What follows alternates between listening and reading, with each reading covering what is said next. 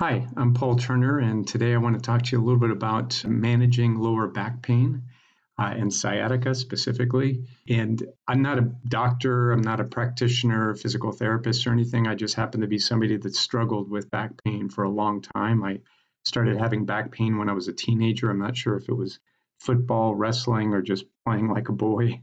Who knows, right? But I had a lot of back pain. I had times where I couldn't walk from my bed to the bathroom. I had to crawl. And then I ended up basically, once I was crawling back, I ended up just writhing on the floor in pain, not able to find a comfortable position. And I really tried to find solutions to this. I went to physical therapy, yoga classes, acupuncturists. I talked with surgeons who ended up wanting to fuse my vertebrae together, which I really didn't want to do. I've had cortisone shots in my back. And over time, trying to manage this, trying to avoid surgery, I learned a few basic principles as I experimented with things. And I learned how to manage the pain in my back, which was great for me. Then I'd go back to yoga classes and talk to practitioners, and not a single one of them talked about what I'd found. In fact, recently I went to the Cleveland Clinic website and looked for causes of sciatica, and this is the list that they provided, and it doesn't include what I'm going to talk to you about. You can come back to this list and look at it. And what I'm going to talk about is actually a really simple, basic concept, and so it's not really that revolutionary as far as I'm concerned. It just surprises me that nobody talks about it. And my hope out of this video is that it helps you in managing your back pain, because I know how debilitating that can be. So with that in mind, let's go ahead and jump in. And for starters, when I was getting into football and wrestling and all sorts of stuff, I was given feedback to stretch. And what I envisioned was something like this, right? Where, I'm going to go ahead and touch my head to my knees. I would try to do that. And what I ended up doing looked a little bit more like this. Not quite as graceful. And in addition to this stretch, I would do this stretch. Those of you that played football may be familiar with this. You may have had your other leg to the back instead of to the front. But basically, you might even have somebody go push on your back, to really stretch that hamstring. Well, what I found was these stretches were actually a major cause of my pain. It was actually the exact opposite of what I was looking for. They'll tell you if you've got back pain, you need to stretch your hamstrings. But the way that these stretches work actually cause that pain. So here's a picture of me from the side. And I took this picture so that I could actually overlay a spine on top of that. And please forgive my attempts at graphics, as I've tried to take and as much as possible explain this concept. And hopefully some of the concepts will come through despite my graphics. So here's the spine. And what I'd like to do is I really want to kind of focus on this area here. So let's go ahead and let's drill in. Here's a better picture of the spine. And here what we've got is we've got a set of bones and then some mushy material. Well, let's look at what these are, right? So these bones are called vertebrae. So these are part of the spine. This is the lower part of the spine. And these particular vertebrae, they actually are called the lumbar. They're the bottom of the spine, and they're numbered 1 through 5. You've got another bone down here. This is called the sacrum, and this one is also often called S1, and you'll hear of discs, and so let's talk about the discs. These are the discs that sit in between the vertebrae, and they're spongy material. They basically are shock absorbers, and they flex, and they're frankly a miracle because they're what allow your back to twist, your back to bend. They're fundamental to the operation of the back. And they have names. So you'll have the bottom one here is named of what it is between, the two bones that it's between. So it's called L5S1. And then you've got L4, L5. You may have heard of these. And some of this may be reviewed to you all. Please bear with me for a few minutes and I'll actually get to the punchline here. But it is important to have these basic concepts. One final concept I want to talk about is these nerves, right? So basically from the brain, you've got this nerve channel that comes down all the way down, and there are holes out of which individual nerves or groups of nerves will actually reach out to your organs, your arms, your legs, etc. Right? Typically, the lower ones are going to be going to the lower parts of your body. And we're going to talk a little bit later about some of these that come out at the bottom and here, because they actually apply to the sciatic nerve. So with this, one important thing to realize is on top of this spine is the pelvis. This is your pelvic bone, this is your hip.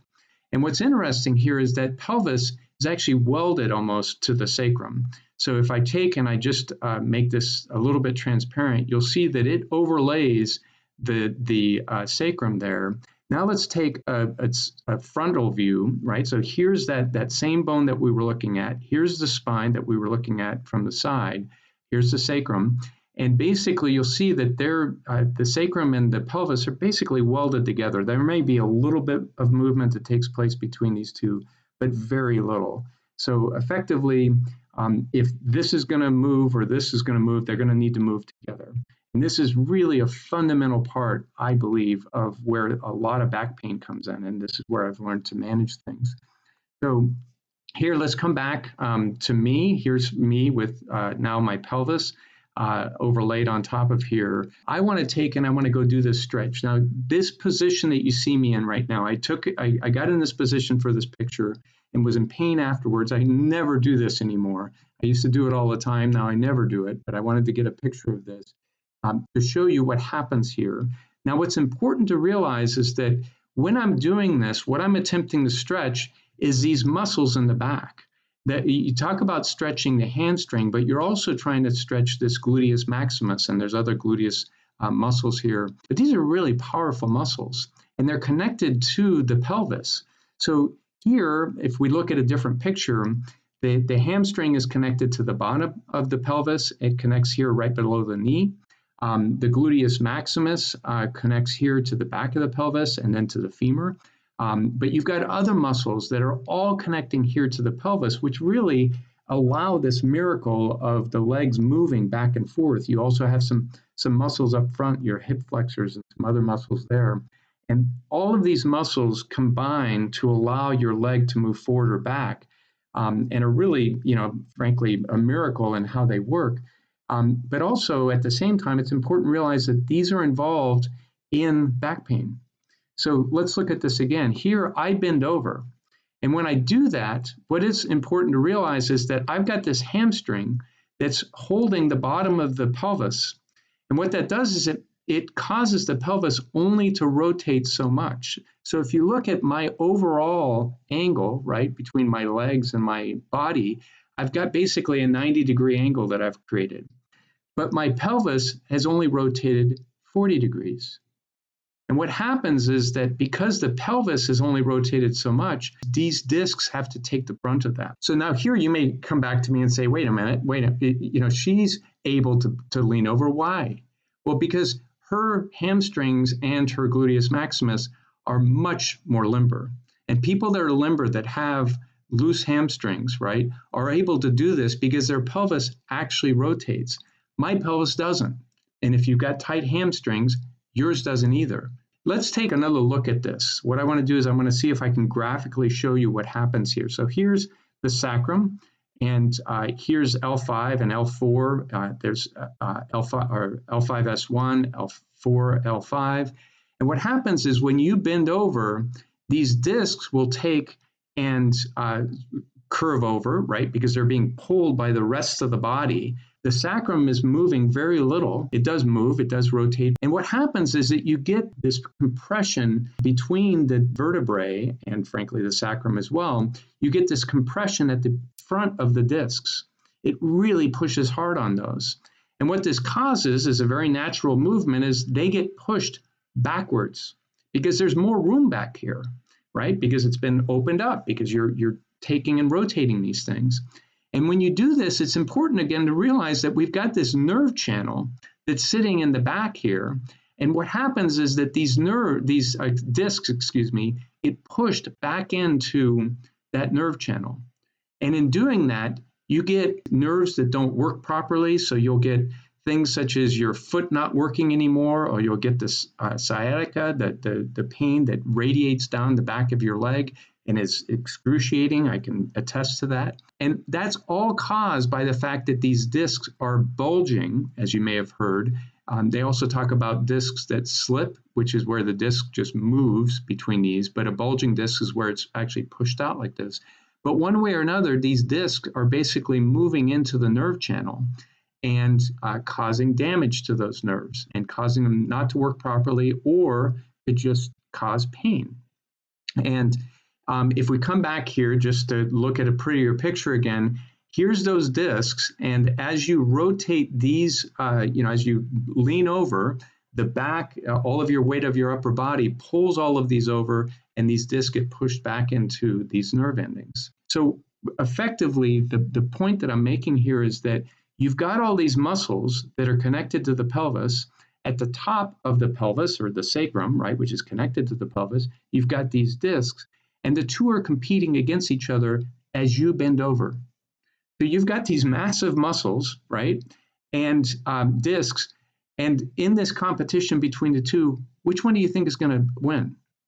The muscles are much stronger, and so what they're going to do is they're going to hold that sacrum and the pelvis in place, and you're going to bend over, and the discs are going to take the brunt of that. The result of this type of activity where you're pushing these discs into the nerve endings are two types of pain. One of them is the radiating pain that I just described, where the discs push into the nerves, and those nerves are going down into your legs, and that causes that radiating pain. So that's where you'll have the sciatica pain, or you may frankly get some numbness in your feet. But you also have another type of pain. You get muscle spasms. So what I'd like to do is talk about both of these. So let's look at this sciatica, right, or the sciatic nerve. The sciatic nerve is actually made up of 5 different nerve endings that all come into one large, what I'll call a nerve channel. I'm sure there's a better medical term for that. But as you can see, they're coming out. These two are coming out of the side in between those two vertebrae where you saw those holes. Then there's some holes in the sacrum that the sciatica come out of. And basically here, when you go and you lean over and you push those discs back into the sciatic nerve, what happens is that causes what feels like a radiating pain down into your leg. Or again, you can have problems with your feet, your knees, etc. So this is sciatic pain. It's the radiating pain that you're going to feel elsewhere outside your back. But a lot of you have dealt with pain right in the back of your torso. And that's caused because you've got a bunch of muscles. Here's on the left, you've got your lat muscles, which you can feel and you use to do pull-ups and such. But this actually pulls away those lat muscles, and it shows that you've got a very intricate and complex network of muscles that keep the back erect and allow you to do all of the amazing motions that you can do with your back. And these muscles, when you start to push that disc into those nerves, they're set up to try to counteract that.